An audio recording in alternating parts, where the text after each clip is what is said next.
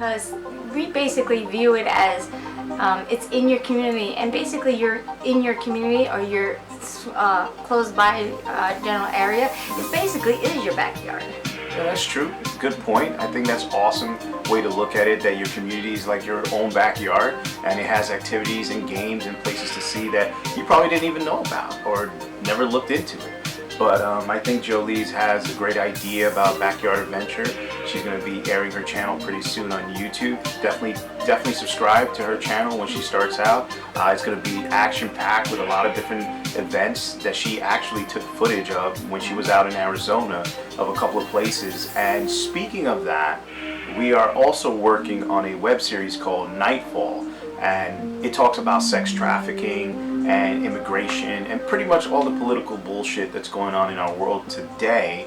It's going to be in that web series, and it's going to be showing this U.S. retired soldier coming back from home after 5 years, and he discovered that his life is to shit and he needs to rebuild his life again, and his wife and his kid left him, and he takes a contract job for $500,000, but is the job really what he thinks it is? And that's the secret to the show. So definitely check it out, definitely be a part of it. I mean, indie filmmaker Joelly will be helping me alongside with Kay Stevens and Saudia. Those are the team that we have on board, and possibly BK, who is interested in the project. So speaking about Nightfall and sex trafficking, well, I was out in Arizona and we were out there horseback riding. One of the ranchers had told us that the area out in Ohio is a big area for sex trafficking. Did you really know about that? No, I didn't know about that. I don't know if you guys knew about that. Again, comment below and let me know if there's any places you've been that you felt like there was sex trafficking going on, or if you have any information or any insights on this topic. It will be very helpful. We can actually add some feedback for the show or add it to the show and give you credits for it. All right, go back, Joe. Well, we're also coming out with a web series called The Student. It is about a woman who is more like upscale type of woman, that she believes that she's better than everybody else, and she has some maid and stuff, and she thinks she's better, and she finds out later on that she doesn't have a high school diploma, and lo and behold, she ends up at the night school with her maid and her gardener. Oh, nice. Check that out. A new topic, a new twist. Definitely check it out and look forward to seeing The Student. I had a question for you, and for all you guys out there, please, when I ask her these questions, if there's questions you want to give, I can always forward to her and we can do another video based on those questions. One of my questions was, do you think that Hollywood is changing and that they're losing a lot of their creativity and luster to the industry? I believe that Hollywood has changed due to the fact of the internet, due to the fact of social media. The old, I should say, way of doing things, even as an actor, like myself as an actor, or even you as an actor, we now could submit videos over through the internet and auditions, and my views in Hollywood is just they're rehashing, doing a lot of remakes. Yeah, like I hear a lot of audience members and people that I know, they don't want to see another action-packed superhero, or everything is basically redone from back from. I mean, don't get me wrong, these films are really good, and what was it? Top Gun was really good and everything. And well, it's funny, not to interrupt in what you're saying. It's funny that she was talking about Top Gun.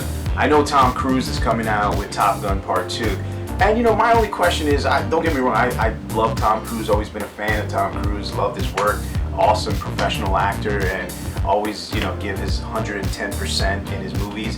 But my question is like, why after so long and so many years, you want to do Top Gun Part 2? I mean, the Maverick Return, or whatever they call the title. To me, I think it takes 30 years or 10 years, or how long it's been since the first Top Gun, to release a sequel to the movie. I mean, now And Tom Cruise is 50 years old and he's doing Top Gun. I mean, I don't know. I mean, if you ask me, they did the same thing with Harrison Ford, Indiana Jones, and Rambo and all this. I mean, I understand it's about the money, but at the end of the day, we as fans, we love the originals.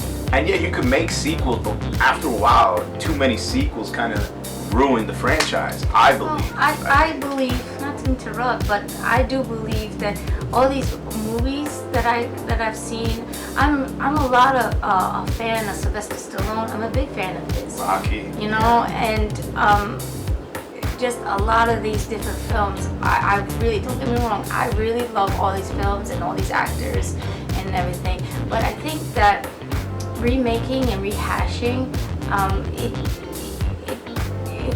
it doesn't give more imagination to the audience, to new audiences.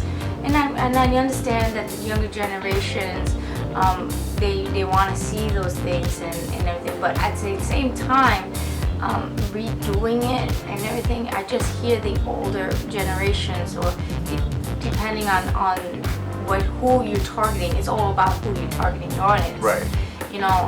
But I hear so many people saying they're rehashing things. You know what it is? I think it's a lot of times, a lot of these millennials, unless they're, parents that grew up in the time of the Rockies and the Rambos, introduce their kids to the old movies and really educate them on what was remade, how many times throughout the years.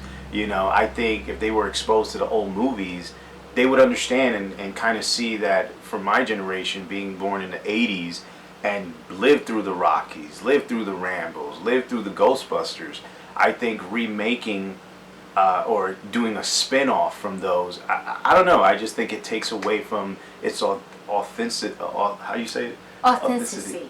But not just to say, tongue-tied.